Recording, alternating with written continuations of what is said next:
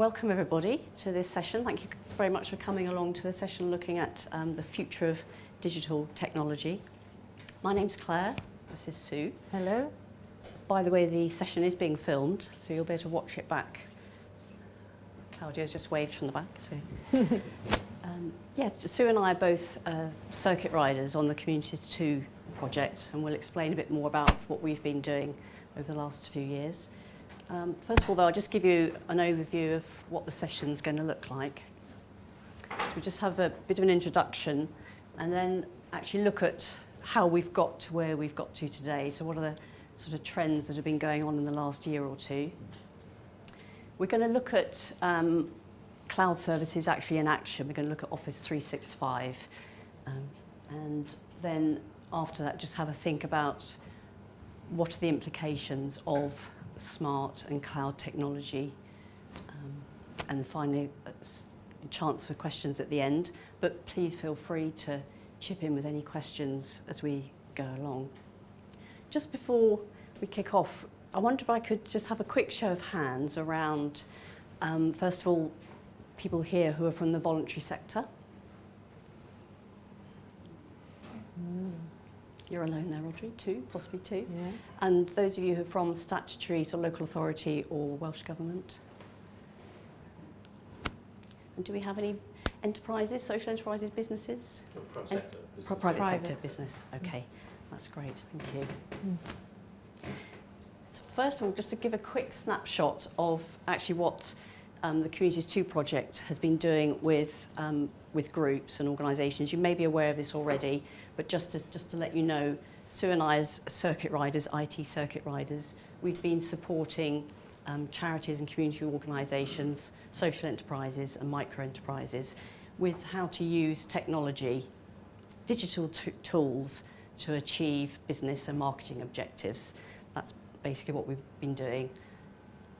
And we do that by carrying out an IT review with the organisation, finding out what are their business and marketing objectives, what do they want to be doing over the next 3 to 5 years. And then we will make recommendations about hardware, software, social media, website development, also what are their legal requirements, security requirements and so on. So a whole range of advice and information that we give. And then we might then be able to give them support in implementing some of those recommendations. So that's broadly what we've been doing. In terms of how we've got to where we are today, what would you think are some of the key themes in the way that technology has been developing over the last year or two? What are the things that you keep meeting when you're looking at technology news, or perhaps in the work that you do? What would you think are some of the main themes? Wearable technology. Wearable technology, yep. Mobile tablets. Mobile, yep. Cloud. Cloud, yeah.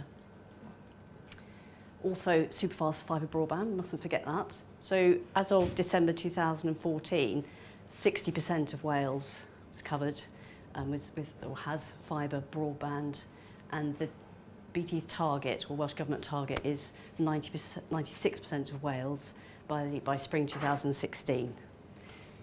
I won't argue whether that's going to be the reality, but that's, they're well on target. And I know from some people who have actually been getting now superfast broadband, they are roughly on schedule. So, and I'm looking forward to having it at home March this year. So.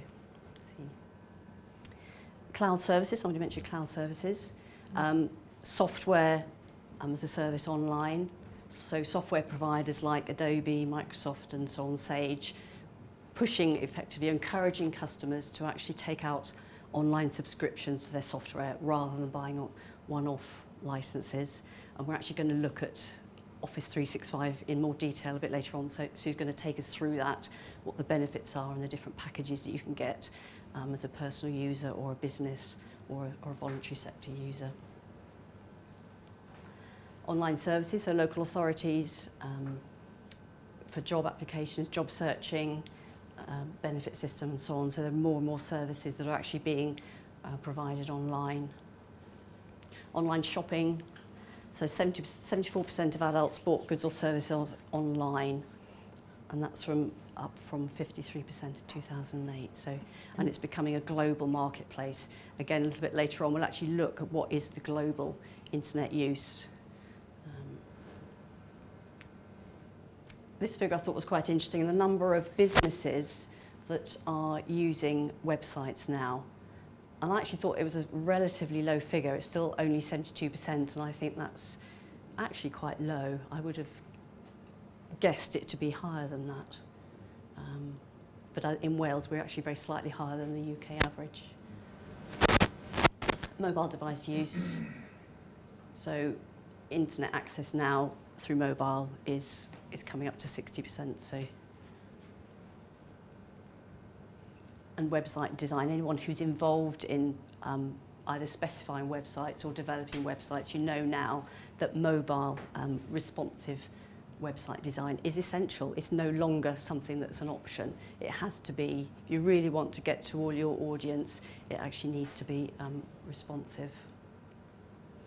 Mobile apps, huge increase, and of course rise of social media. Any things I've missed out there in terms of trends that people are aware of, do you think, or is that? Just on the point of social media, in the context of business, it'd be interesting to know how people use LinkedIn, whether they use it at all, whether they think, I think LinkedIn's really boring and stuffy and I really use it really, but for example, as a recruitment tool, do some larger organisations now use it seriously in Wales, or is it still something that's in its infancy really? I know there's in other parts of the world, it's almost the main way to recruit, but Yeah. I get the impression it's not really that big a thing. I've seen an increase. I don't know about anybody else. I've definitely seen an increase in its use. Yeah. More people actually having quite a detailed profile on there, and so I think it's a brilliant platform in the sense it's not Facebook. So it really is. It seems to be concentrating very much on a kind of business field, which I think is excellent actually. Yeah. Okay, I've got a table of stats there. So by the end of the session, you're going to remember all of those. Okay. Actually, I'm not going to go through this table, but if you get a copy of the presentation afterwards, you could check those out. What I've picked out is the final three columns on the right. This is about global internet use and the increase in internet use from 2000 to 2014. And we've got two measures here. In the blue bars, we've got the increase in each region of the internet use over the last 14 years. So in Africa, we've got a 7,000% increase, which is what you predict. They've got more technology, so they've started to use it more. Europe has increased by 107% in that time. North America, 252%. The orange line is then the number of users in each region who are using the internet. So still in Africa, you've got less than a third of the population using the internet. Australia, 73%. Asia, 35%. So it's quite an interesting, you've still got a lot of capacity in those poorer regions, obviously, for increased internet use. And if we look then at the global share in terms of population numbers, Asia is then nearly 50% of internet users. Europe as a whole is 19%. And then you've got Latin America, North America and Africa around 10% each. I thought that was quite an interesting snapshot again. Just think of it in terms of the global marketplace. Who is the target audience?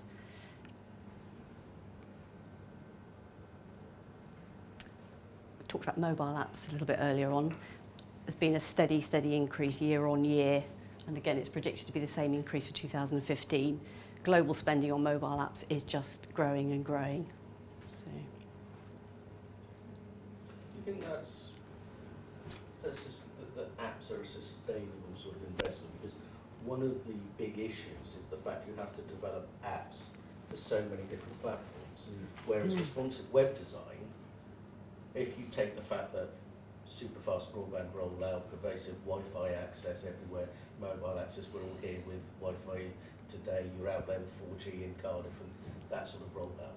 You actually don't need the app which for app developers means they have to develop it for Nokia Lumia's Android platforms, different, keep updating it all the time, Apple platforms. Yeah, it's a really good point, isn't it? Yeah, absolutely. We were talking Yeah. earlier on about exactly the same thing, weren't we? What is, Yeah. you know, how far would you go down that app route? And is it benefit to everybody when you compare it to the different platforms? Yeah, exactly that conversation. So it's a hard one to... UK government have the strapline, we're not happy. Yeah. They just don't, for all of the public sector UK government, they don't prescribe any of the UK government departments use apps. Yeah, no, it's a Mm. really, really Yeah. good point. Yeah. Yeah. I mean, why are apps so successful, do you think? Why is it that we, not necessarily we personally, we might do, but why do people love apps? Like collecting badges.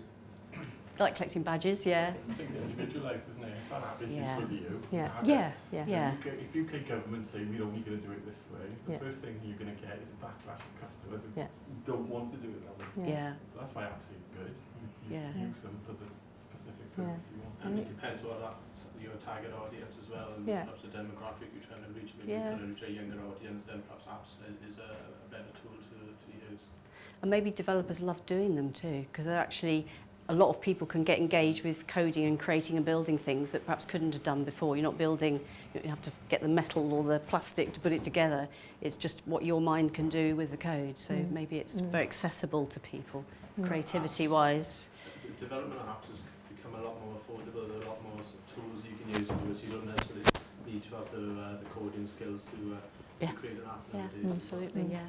As Yeah. a consumer, I would say it's cost as well. Yeah. You know, Mm. 69p does not seem as expensive. As a parent, it's cheaper for me to buy an app for my 5-year-old than it is to go to Tesco's and buy him a magazine. Yeah, But, yeah, Yeah. absolutely. Mm. Yeah, So a wide range of reasons. And yeah. I'm going to whiz through this slide fairly quickly. It's about social media. It's the top internet activity. 60% or so of social media time is spent actually not on desktop computers but on smartphones and tablets. Facebook is still hugely popular. 7 times more engagement than Twitter. Snapchat, Pinterest, Tumblr, LinkedIn. So these are all platforms that are really popular. Does anybody have a feeling where Facebook will be in 5 years' time?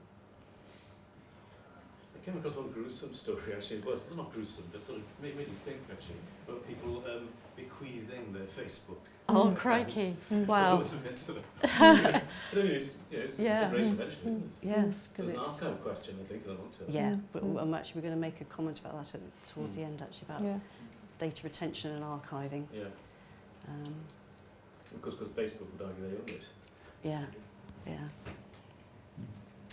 Okay, so this is kind of where we've come from. So it's about, internet being very accessible and what it's proliferated in terms of mobile apps and so on. Got super fast broadband coming. So, hello, welcome. The first sort of little batch of trends really moving forward into 2015 and beyond. It's about computing everywhere, the Internet of Things, big data, wearable smart technology. Those are the kind of linked, for me, they're kind of linked really. And there's quite a nice little phrase, networked intelligence, which kind of says, it sort of encapsulates that really. It's about devices that capture local information but can tap into regional, global information. It's about individualizing. As somebody mentioned, apps are about you personally, what's useful to you, but you're also tapping into something that, could be in Africa, it could be in America. It's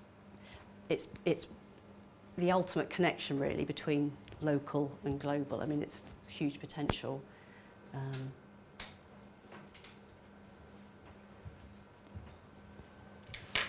What does anybody understand about the Internet of Things? Has anyone actually got any devices that they use that would fall into that category? Just in the central ATM. Yep. So it's for home use. So it's for things like, efficient energy use, switching on things before you get home. knowing there's a milk in the fridge. What are the uses? Are you aware of, or do you actually use? Cameras, you look after your home, your pets. Yep. It's used in health, for example. So it could link a patient up to a doctor remotely. Bit old tech, but remote recording's been around for a while. Mm. Yeah. It's been an early Yeah. Yeah. application. They've got, in America, again, from a local authority point of view, they may have them here, but I know from this example, they're called, on the streets, called smart belly bins. And so they know when they're full and need emptying. And there's also lots of sort of industry uses as well. So, and big data. What is big data? Tesco's loyalty card. Yeah, Yes. Tesco's loyalty card. Absolutely. Yeah, there's another really good example actually from Tesco's. Apparently they've collected data from all the fridges or fridge-related equipment that they've sold. They actually collect data back from it and they actually monitor that and use it to actually then predict how the longevity of equipment and when it's going to need servicing and so on. So it can actually, it's all about, obviously about their sales, but it's also about potentially efficient use of resources. So the other one actually I really like for big data, which is, again, bring it back down to a sort of local company. There's a drive-through food company in America, and they've got cameras on their, sort of trained on the drive-in queue. And when the queue is really long, then on the digital menu, they will only display the items that are quick to prepare. When the queue gets shorter again, then they actually display the items that take longer to prepare and are more expensive. So they kind of can actually, they sort of manage their customer flow. Wearable smart technology. Has anybody used any? Yeah. What was that like? What did you? Oh, you got a smartwatch. Yeah, Ah. so it monitors my steps and calories burned and things like that. Right. And it gets connected to my phone.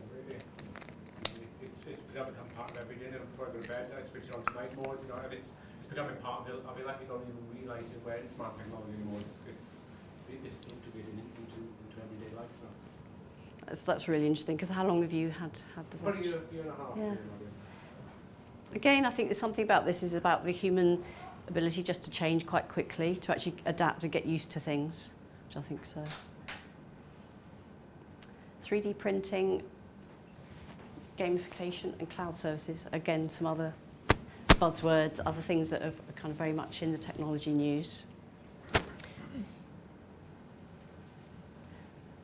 Just an overview then, connecting really that idea of networked intelligence, connecting smart machines, big data, the ability to analyse big data lakes, or if they refer to. Just coming back, actually, that's the Microsoft's HoloLens headset. And you've probably heard recently that they're proposing to have that with Windows 10. The idea of that is blending holograms with reality. So, 3D printing, loads of applications with 3D printing. Got design visualization, prototyping, healthcare uses, actually producing sort of organ transplant replacements, or parts of the body anyway, rather. And use in sort of paleontology and archaeology, actually recreating artifacts and fossils and so on. Did you have an example? Yeah, local group that I work with in Pembrokeshire, trying to rebuild through visualisation and digital tools how the city and the town walls would have looked, and I know there are a lot of people doing all that, but trying to recreate it as part of the project they're doing so that they've got the past and the present and the future all visually there for people to see and engage, and hopefully to get them interested in building their community so that they can see where they came from and where they're going. So that would definitely be part of what they were looking at, yeah. Yeah. And the actual printers, again, are coming down in price, so you can get one for several £100s now as opposed to several thousand previously. So huge potential. Quick thing about gamification. So as well as social media use on computers, obviously game use is huge, and it's influencing the way that software and applications are being designed. So it's the use of elements of gameplay in those sort of non-game contexts.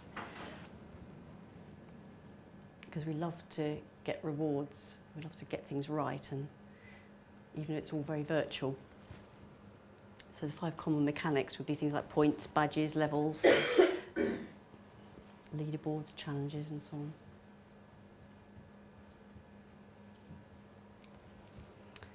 And ways to actually engage with people is to use accelerated feedback cycles, clear goals, rules of play, and so on.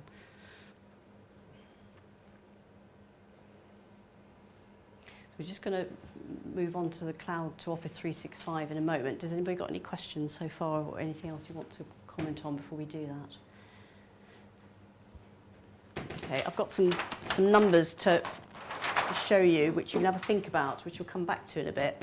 We've got 6 and 8, 309 million, 7.2 quadrillion. And I'm afraid I actually don't know what the symbol for quadrillion is. I suppose I could have looked it up. But a quadrillion is 1,000 million million. We've got 3 seconds, and we've got 2.25 years. So I'll come back to that a bit later on. But that's just for you to have a think about those figures. And yes, now it's Sue's.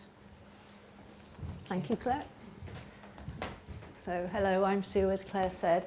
I'm going to just give an overview of something in the cloud called Microsoft Office. Basically because it's what's happening now, people are shifting, it's becoming more and more popular, and it's something that you might already be using or you might take away. So a lot of what we're talking about today is exciting potential, but this is stuff that is actually happening and people are using it. We did a little hands up at the beginning, how many were public sector, voluntary sector. Can I just do another hands up? How many are already using cloud computing in one shape, form or another? I expect quite a few. Is that for office practices or personal use, or just a quick shout out how people are using that? All at once? Couldn't hear you. Personal use, yeah. Anybody move their whole working practice over in the business world or in their organisation? We're currently looking at it, thinking about it. Yeah, it is. I think we're at that point where people are using it quite often in personal, but they are looking at the benefits of it or the cost implications and various things. Microsoft Office 365 is basically a cloud service. I'm guessing everybody understands what cloud is because we've talked to a lot of people. It's an explanation. It's anything that you do away from your local machine. You do it on the internet, which is the cloud. Anything banking, shopping, they're all based in the cloud. With Microsoft Office 365, you can do all your familiar Office product services on the internet, but you can actually have a locally installed version as well, depending on what sort of a package you're running, because there are so many variations. Just going to go through a few of them today. You can use it from personal home user right up to global business, and just about anything and everything in between. It provides what you'd expect from Microsoft. Most of us are familiar with all their products. We're using Word and Excel, spreadsheets, all the rest. But what it does is provide it so that you can access it in various places, in various locations, on different devices, and you get a whole load of storage chucked in there as well. You get file storage as a personal user. You've got huge, massive service storage, but based on the cloud if you're a business user. And depending where you come in to access the services, as a home user, you can just work on your local device, sitting in your office, at home, on the train, anywhere where there's internet access, or you can work offline, because the benefit of these cloud services is that they synchronize. Probably most of you are already aware of that, but if your internet drops or you're away from the internet, you can carry on working on your local device. Then the minute you're connected to the internet again, that will synchronize back up and you can just revisit your data wherever you are, carry on working. I've been asked when I've been delivering this, because of where we are regionally, you know, internet is a requirement. If you're going to make the most of cloud computing, then obviously internet is the important thing. And so many times people say to me, but it drops out. One of the things that if you have your local software, at least you can keep working until you've got your internet access again. You can collaborate. That's one of the larger benefits of this. Not only is it away from your local device or on your device if you should want it, but in collaboration terms, you can share with others in the way that you may have done in a networked environment. So you can share your contacts and your calendars, and you can share information, files, data, documents. This kind of down to the fourth point is what you could do as an individual user. If you set up just as a person or an individual within a small organisation, you can access just about any of those services. The bottom 2 bullet points are then if you move over onto the business side of the package. This is where you might be changing and looking at your infrastructure and getting rid of a server or a networked organisation and moving everything, migrating it into Microsoft services. At that point, that's a bigger level, that's a bigger jump. You'd need somebody to come and audit and help you move. It's not the sort of thing you'd turn up on Monday and decide to shift your business online. At that level, you would come in and you start to get a higher subscription level, but you do get something called SharePoint, you get all your virtual server online, and it opens up the door to other services, hosted web conferencing, Skype, because Microsoft and Skype are part of the same deal now. You can have your intranet based up there. It kind of takes everything from infrastructure on the ground and puts it all, but you need somebody then to administer that and look after it.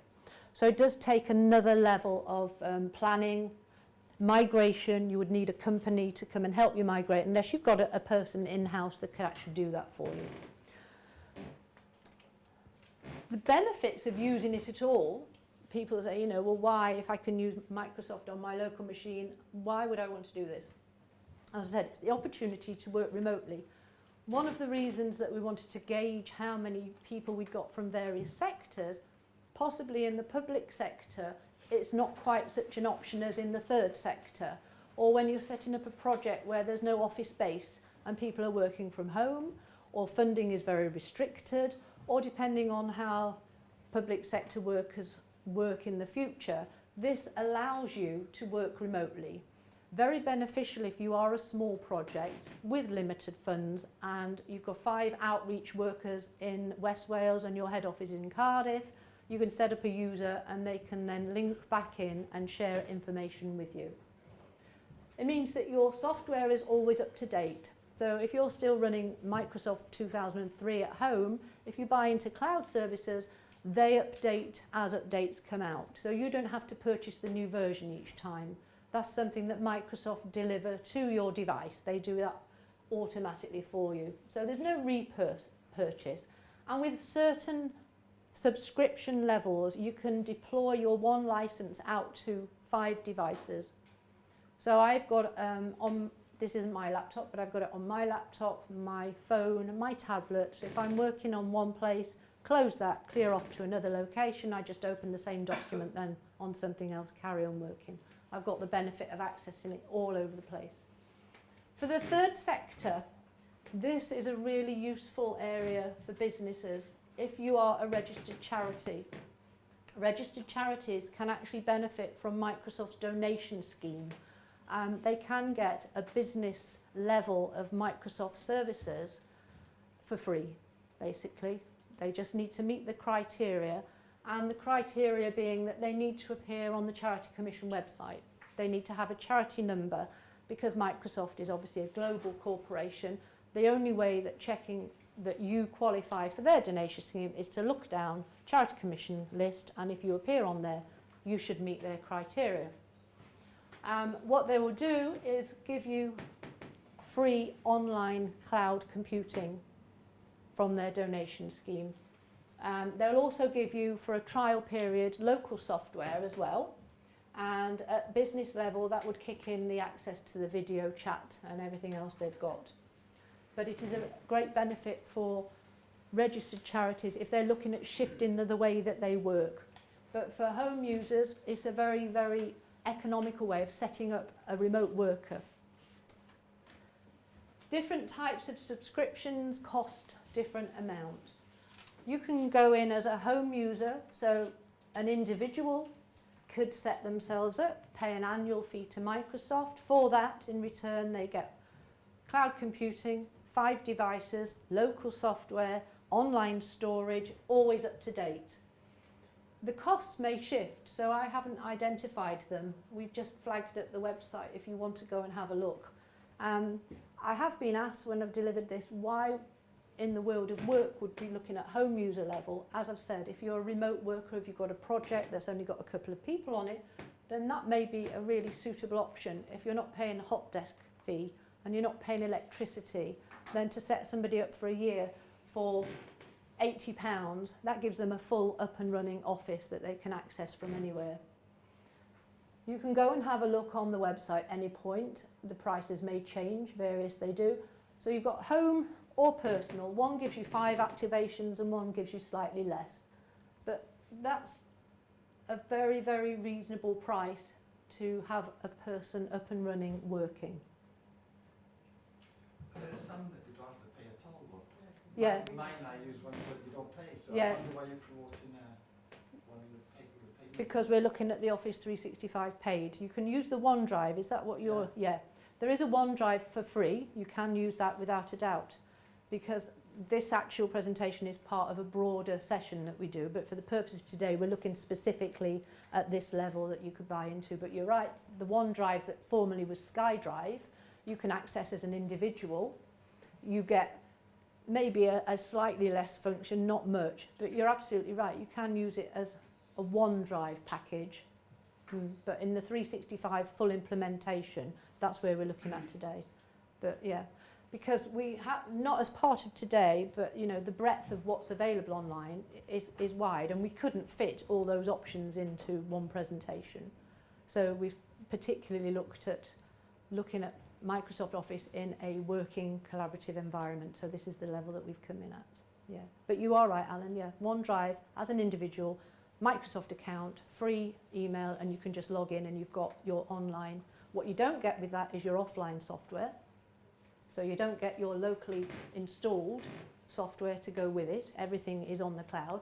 So if your internet should fail, not that that's a problem because I think it's actually a good service, but if your internet should fail, you haven't got your local software there as well.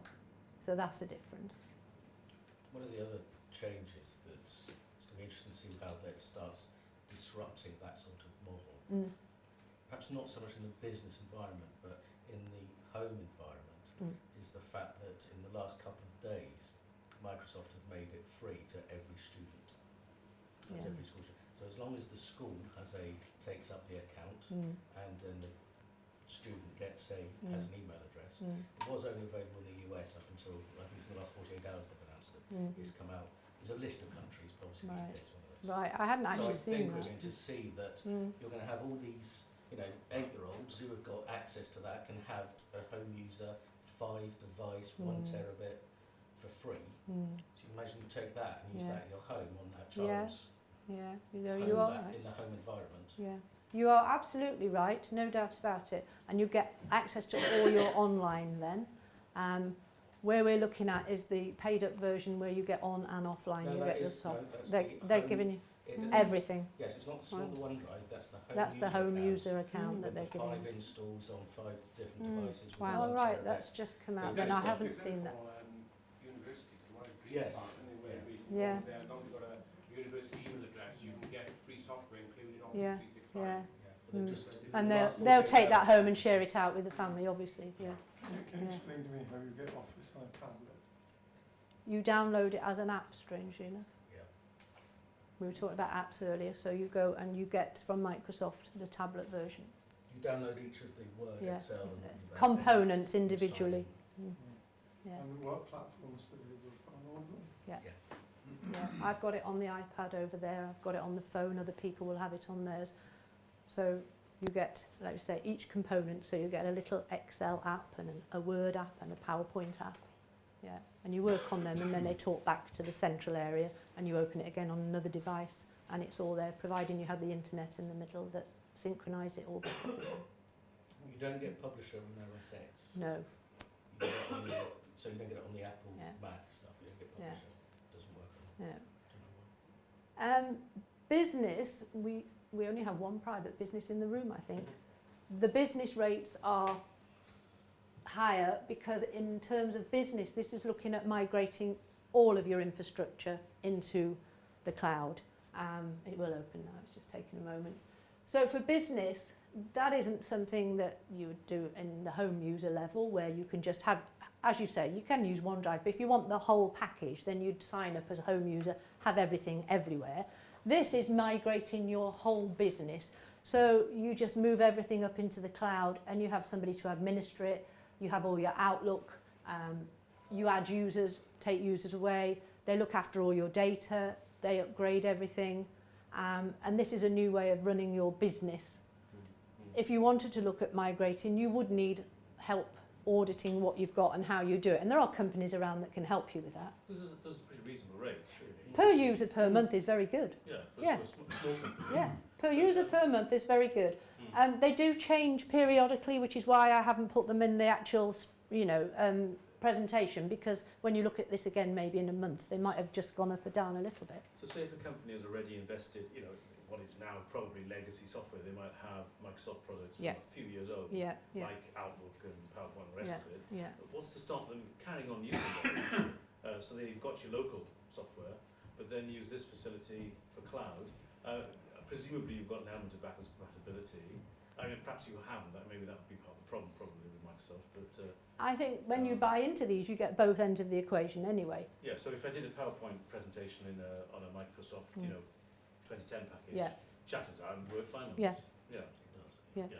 Well, what you actually want to do is you want to uninstall your local 2010 and you want to install your Office the latest 365. version that they give to you, Does yeah. it, and they allow you to do that with their Yes. locally Yeah. as well as online. If you moved everything over into a business environment, then they would give you absolutely everything. You'd have online, you'd have storage, you'd have an online, your SharePoint, your server environment, your intranet, and all your local software as well. All for £7.80 a month, Yes.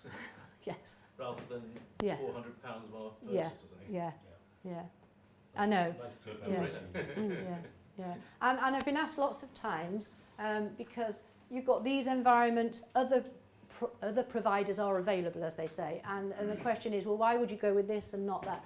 And the answer is because it is the way that technology is shifting, that all the providers are going to want your business. So they're all starting to offer you similar solutions, different platforms, different costs, but we're just going to look at this. We're obviously not Microsoft, but it's just something that is more familiar to people because they've been working probably in a Microsoft environment before now. So when we've displayed sort of other online cloud solutions, this is the one people are interested in because it's got Word and it's got Excel and it's what people are used to seeing and used to using. It feels familiar. So if you're going to shift your whole business, and that's a culture shift for everybody, then at least what they've got, the services are similar. Or compatibility is a problem, is an issue as well, isn't it? If you're going to supply a customer with a document, Yes. you want them to be able to open it. Yes, and again, So many times you get emails. and open source, open source options are available. We're just not looking at those today. Yeah.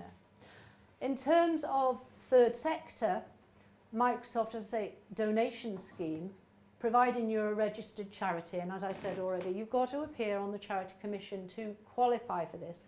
As a third sector registered charity, you can request from Microsoft a free 1-month version of their business product, their high-level business product, to trial it for a month. And at the end of that, what you can do is ask them for their donated one, at which point they bring you down to their E1 version and they give it you for nothing. The only thing with that is, when you're on a free trial, you get in both ends of the equation again. You're getting all the online cloud stuff and you're getting the local software. When they give you the free donated, what they do is keep you on their online cloud service. That's what they're offering you for nothing, their cloud. Your local version would no longer work at that point. But not to be foiled by that, there is a Technology Trust Exchange, TTX, that if you're a registered charity, you can apply for license from them for a donation fee, an admin fee. So you could get a local version of their latest Office for about £15, which is very, very little to pay. Can I ask You how can. that would work with a registered charity who's providing access to PCs and the internet to the public. So, for example, if, oh, I don't know, they were a community managed library and Okay. they registered as a charity, Yeah. providing access to the internet for the public, Mm. would they be able to subscribe to Office 365 and offer that? Would the to charity own the licence and the equipment? Yes. Then that would be fine. It's the charity that owns it. The users are whoever the users would be. Yeah, Okay. but that would work. Yeah. Other information around it's updating, because Microsoft are delivering their latest versions all the time, so automatic updates. You don't have to buy new software. Everything's backed up automatically, so you're not going to lose your data. If you've got everything stored on your local machine or even in your server in your building, and the worst case scenario happens, your data's gone out the window if you're not backed up. This, you don't have to think about it, is automatically backed up. The flip side of that is that that's where your data is. So you might want to think about what will you do if your company changes, or if somebody leaves, do you want to get their data off and store it off-site again? So they do have good policies in place. If your project or company closes, you've got quite a time to get your data back. You just need to plan that in and manage it, otherwise it's on. They do retain data for quite a long time. In terms of data protection, which is always the question that comes up, you know, UK protection laws, Microsoft data centres are within UK data protection areas, one in Amsterdam, one in Dublin, and they do meet the requirements of our data protection laws. They guarantee a 99.9% uptime, and we did question them, and I think, James, you were there when we questioned them. Why was it not 100%? Because they can't see into the future, basically. So they cannot give 100% in case a meteorite hits that data centre tomorrow, because that's the unknown. So it isn't that they don't think it is 100% safe, it's because they cannot quite see into the future. You can access files from anywhere. You can share, store, collaborate. So if you have any sort of cloud computing, but we're looking at this one, then you create your documents, you share them online, store them. You can share with colleagues, with anybody. You can give them permissions. So you store things in a central place as you would on a server, but they're not. And you just give people permissions to either just look at them, edit them, comment on them, access them. And therefore, it straight away is a collaborative working. You can do that with OneDrive, but we're in this. So that you can be sitting at home in the middle of wherever you are, providing you've got internet, you can have a collaborative working environment. Is it right for whoever you are? It depends on what shape your organisation or who is in the room today. The home version is up to 5 users. We've already heard that there's an educational now academic licensing structure where you could actually access that as a family almost through the back door, isn't it? I think so. Yeah. If you're a registered charity, you can access their free 1-month trial for business, and then you can actually get the donated software. I think if anybody was considering going down the line of moving their business here, then just access their free trial, see how it works, get used to it, and then make a decision. You don't have to sign up to anything. There are options before committing in. And it gives you all of these things. Your email's hosted, you've got your shared calendars, and you've got your normal applications, you've got your installed local version with your business products. It gives you file management, and it gives you at business level all the communications tools that you might ever need, web conferencing and such like. The best choice, I've already said, for a small registered charity, go in for their donated license at Enterprise One if you're looking to change your systems, and apply to TTX to match it with a local version of Office, should you want to have both ends of that equation. If you are looking to go up to their business level, then that would be a full implementation, and you would need to change your organisation culture, and you'd need help with migrating. But that is something, there are companies around or services around that could help you look at how to do that. At the moment, 2013 is the current software, or it's got software for a Mac, 5 activations, everything I've said. On a business level, the software updates are pushed out by the administrator, whoever is managing your system. If you haven't updated everything after a year, then it gets done automatically for you. You don't get a choice. You can't hang on to your Microsoft 2000 whatever if you want to. And online access to everything you're familiar with. already mentioned this, data retention. As long as you're subscribed, your data is retained and looked after and safe with Microsoft. If you end your subscription or you cancel, then you have a grace period, but they do keep backups. They can be kept up to 60 years. The administrator of the system sets how long those backups will be kept. Your data should be on your local machine as well, shouldn't it? Up to you if you want to do it that way. If you're in the OneDrive, that's where it would different. If you're doing the free, you don't have the local information, but with the full 365, you can keep your data locally as well. You could just mirror everything. Entirely up to you, because you'd be working off and online constantly, and it would be synchronizing if you set it to do that. I mean, yeah, because that's the concern, is that if you're not online all the time, you want access to it. You set so that as soon as you're online, it realizes, and the two ends of the equation talk to each Your other. data is always going to be on the hard drive of your computer. You can set it to do that, yeah, so that you've got it wherever you want, and it will synchronize, absolutely. And if you say subscribing, what happens to the local software? Does that stop working as well? Yes, because that is part of the But deal. the files are still there, presumably. Well, you could change the files over into another format. You could save them as something else, maybe open source that you could read at a later date. Yeah, it would be doable. There are always ways around things. Yeah. I think I'm actually not on one, but I'm on a different one. Are you? Yeah, Yeah. on Dutton Street, and that's still available locally as well as. Okay. Yeah. Yeah. There are various. As I say, so many people say, why are there so many options? It's because technology is shifting. Software as a service that Claire mentioned now. It's that you call this software when you need it rather than owning the physical thing all the time. And because that's becoming more and more common, then more and more providers are going to start and deliver their services in the same way. So it might be Microsoft, it might be Apple, it might be Google, it might be whoever. They're all going to be trying to deliver you the same service in some way, shape or form. But just for today, we're just looking at the Microsoft. I think that point about you can save files, you change the file extension Yeah. to open source. I think Office 365 even allows you to have that as the default to open document Open formats. document, yeah. I've actually and got on ODT stuff. yeah, my Because local they machine run at home, it can default back to that. So you can save it and use it as another sort of software There are package. some restrictions with that, like you don't get, if you're working as a business collaborative, that doesn't support track changes. So No, those sorts of things I've are heard that important one. too. I haven't actually tried it, but I have heard that one.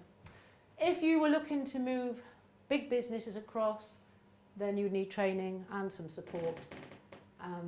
Microsoft provide all the information. There are local partners in UK and Wales if you were looking to change and move your whole environment across. That's not something that you would do in an instant. But training, implementation. I think that is pretty much the section on, yeah. Any other questions on what we've talked? Yeah. Just quickly about other options. You hear about things like obviously Google. Yeah, the Google Suite, Drives. And also rather older things like Dropbox has been around for Yeah. quite a long time. Yeah. I mean, are those now alternatives, or they're seen as being a little bit... Dropbox isn't really an crazy? alternative because it's storage. Yeah. You can't create a document in Dropbox. It's where you put things when you've Yeah. created them and It's share been them. around So for- it's yeah. storage Yeah. and it's there and it's again in the cloud. But it doesn't give you a working office environment. It's just a place to put things. So you've got this, you've got your Google Drives, you've got various open documents you could create and use Google locally. does provide a suite though of Yeah. tools, doesn't Yeah, it? it does. Yeah, yeah. I would say about that, those local authorities would not allow the use of No. cloud storage. No, and this is one of the reasons that just did a show of hands was trying to gauge who the audience was, because I think depending on which sector you're in, then different solutions would meet the requirements because there are certain restrictions in one that wouldn't affect another. That's going to change, I think, because again, looking at the UK Whitehall change of public service delivery, that is being driven by the government digital services that Mike Bracken's team, they are moving everything into the idea that all of their workforce is working cloud, and they're trying to push the whole of UK government into cloud services to drop the so whereas in Welsh government we have .gsi, they're going to move the .gov, .bit, all of that, so it is just going to move. Because they're saying we're just we've sort of gold-plated that level of security, and it is actually hampering the way that we, as public service staff, are able to It work is in very this restrictive. way. It's restricting it because of that one time that somebody you may know once ever shared a highly restricted document. But It's changing. Explain why it also is because technology is changing. Yeah. Sorry, a lady in there. Perhaps two naive questions. No. I work for a charity, Okay. and I wondered, like the lady in front of me asked, is there a limit in the number of users that could use the free package for charity? I think it's actually unlimited. Can you tell me if I'm right or wrong, James? I think there is a limit on the free version. I think it's up to 30 users. 30. Let me just go back and look on the... I think it might have increased Yeah, and I have possibly a feeling. unlimited That's now. why I'm just checking my facts. God, if they Use numbers change quite it pretty, Yeah. yeah. Do they increase them when they change them? They It probably... has been just on the Yeah, increase. it has Yeah. been going up. That's the thing. That's why I'm just going to go back and check. Because I've got a feeling it didn't give a limit there. And my other question was, because I know my colleagues will ask about similar subject confidentiality. With the charities package, if you were reluctant because of client information, whatever, if you wanted, could you then save that kind of documentation on your server system as opposed to going to the cloud? You could have duplicate. Too. You could do it a couple of ways. You could mix and match, Yes. local or cloud. You could put in policy that you encrypt things before. If you just want to save them on the cloud, you could add encryption. Most new software now, you can password protect any document you want. So you could just make it a culture that if it's going in the cloud, it becomes password protected. So you've got variations, but yeah, you could do either. I just pulled up the screen to answer. This is the donated one, 300. Oh, right. So That's, is it? Yeah, what's a zero? But that's quite a lot. yeah. It's exceptional. Yes, Mhm. yeah. There's, you know, I don't. Other than your global charities that may have a bit of money in the bank anyway, there are very few that are going to come up to that usage level. So 300 is the answer to that question. Thank you. You're welcome. Any other questions? No? I shall hand it back over to Claire. Yeah, thank you. I'll just come back down to the presentation. There you go. Brilliant. Yeah, thank you. So that's what where we've got to in our session. So we're looking really now just at really to discussion points around what are the implications of the smart and cloud technology that we've been talking about. So I suggest the future is smart and the forecast is pretty cloudy. What would you reckon is one of the key implications of where our technology and data is going? What's one of the key things you might think about? Security, yeah. So it's about managing risk, self-protection. So actually we can come back to these figures here. Any thoughts about what these figures might relate to? If I add a bit more information, see if it gives you an idea. Any ideas at all? You've got, nope, okay.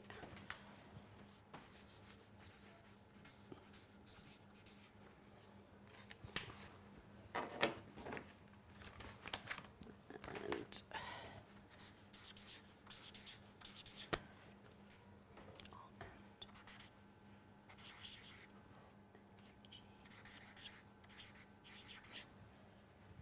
so what do you reckon those two words are? Password. Passwords, yeah. So, this is around if you use a password that's 6 characters long and it's just made up of lowercase letters, there are 309 million potential combinations. And a brute force attack from perhaps a network of computers trying to crack that will take 3 seconds. So, not what you call secure. If, however, you use a password that's 8 characters long, it includes upper lowercase, numbers, symbols. There are 7.2 quadrillion combinations. And that can take 2.25 years to crack. So just one tiny difference, Can I just relatively, ask, yeah. I forever got problems with passwords because I don't remember them very well. And I put it in twice or get it wrong or 3 times and it blocks me.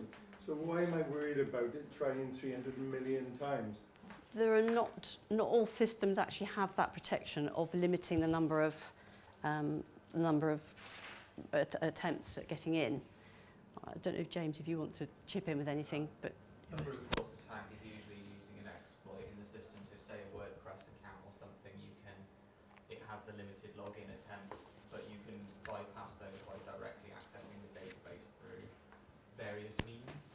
So it is possible to try 309 million attempts on a password to break it prior to attacking your account. But, I just thought I just thought it was an interesting. It doesn't take that much change in behaviour to create slightly strong, much stronger passwords. Yeah. If you put one uppercase character in your 6 characters, what's the change then? I don't know. I've got the I've got a feeling figure on it's that. changed, isn't It does. There's a great. Actually, I can't quite remember now. There was a very good website I got this information from. If you use upper or lowercase. No, I haven't got the both, but it'd be easy enough to look that up. There is an issue there as well in that you're assuming that the attacker knows the password. They probably don't.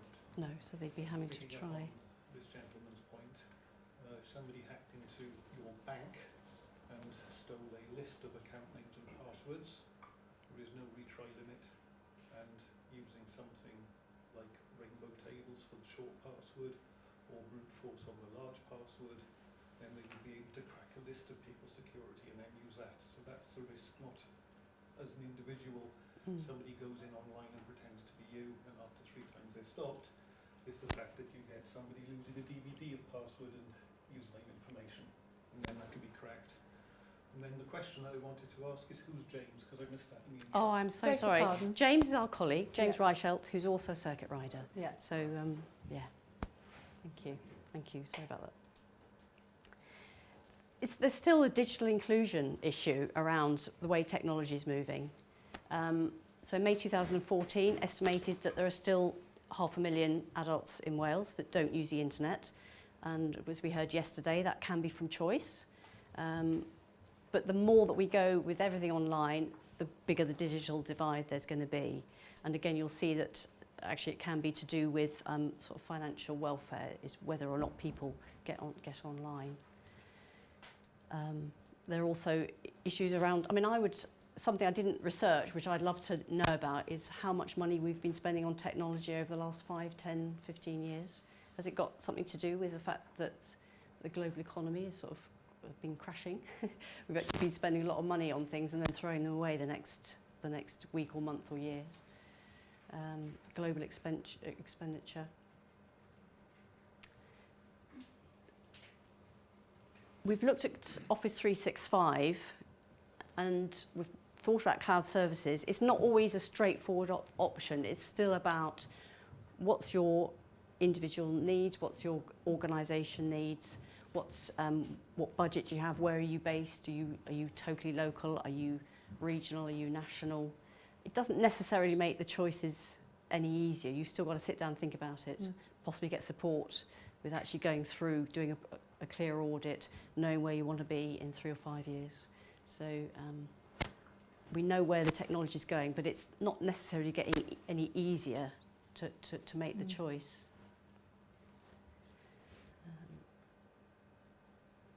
And I think it's still those sort of businesses in between, the businesses that are 15, 20, 25 staff, where they're sitting a little bit on the edge of, they've got quite a lot of users, so they actually do need somebody to look after those users. But all the infrastructure of putting in a server and a network and all the software for that is quite expensive, so that's kind of where you're really on the kind of borderline of what choice to make. It's opening up home working. How many people actually work from home on a regular basis? Yeah. And there's obviously huge benefits to that. Something I was wondering about as well is as technology gets smarter, do we get less smart? We get more reliant on a smaller group of people. Yeah. We certainly see problems when we're asking for, especially service as a SaaS, all the control is at the other end. Yeah. When you try to move things forward quickly, yes, you've got a very good service level agreement or contract. Sometimes you could be waiting for an inordinate amounts of times before you're dealt with. Yeah. So it's another theme, really. It's about where the control sits, isn't it? Yeah. And then we mentioned it briefly earlier on. It's about long-term retention of data. Some people suggest that you should actually print out all your photos, so you've got a paper copy. We definitely, when we're working with groups, we recommend that they don't use USB memory sticks as their main form of backup, or CDs or DVDs. But even if the device itself has got longevity, it will physically last. Will there be the systems and the software to actually read the data off those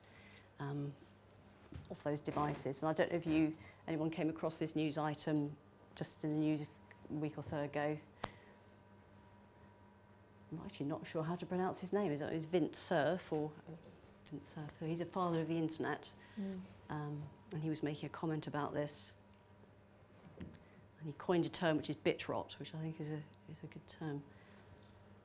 Often referred to as digital obsolescence. Yes, digital obsolescence, digital dark age.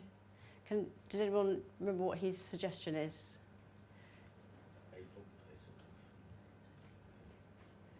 Basically take a snapshot of content, application and operating system. So we're basically creating an archive that we can always go back to and access. That whole digital obsolescence, when it's on a CD or DVD, they delaminate. Mm. You know, my wife is the senior conservator for St. Baggins, and as they will show you, the most sort of stable archival environment is a pencil on paper with acid-free tissue in between. Yeah. You know, it's the only thing that's lasted the most years, where you control the light and the humidity and anything else and these sort of things. We just had that conversation this morning. Yeah. We don't know. I mean, if you methodically saved everything to a floppy disk 20 years ago. Try and read that 5 1/4 inch floppy Exactly. disk, even the 3.5. Yeah. Tape drive. I don't know how many of you were here yesterday when Sue Black gave her presentation, and I was actually quite intrigued that she'd kept some screenshots, some snapshots of social media interactivity back from 2009. I know I wouldn't have thought of doing that, but I thought it was quite interesting actually that she'd actually got those records. From a library background, each library have been collecting and digitised forms of the internet for I think 10 years plus now.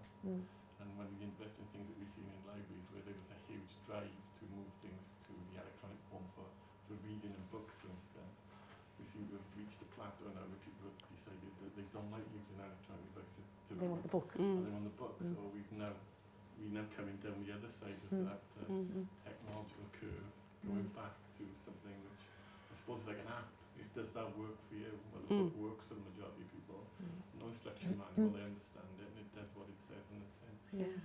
So we're at the halfway house in libraries at the moment of looking, do we continue with a core service based around our traditional reading structure, so do we move to the e-revolution? And we have to do both in effect because our customers won't both. Yeah, it's giving choice, isn't it? Definitely. Okay, so this is a potential little look into the future. So again, discussion points really about what is the next 5 to 15 years going to bring. Are we going to have robots and machines everywhere? Where at the moment we've got wearable smart technology. As that increases, maybe are we going to get technology embedded in us, perhaps as a form of ID instead of fingerprinting or gene detecting. It'll be something embedded.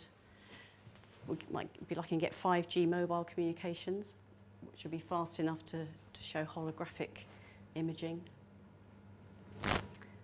And how about the old Raspberry Pi? I don't know if anyone attended James and Adam's and John Paul's session yesterday about the Raspberry Pi. There's a huge potential there. It's not going to take over in terms of every single sort of use of computer, but there's a huge market there to basically to get accessible computers that affordable.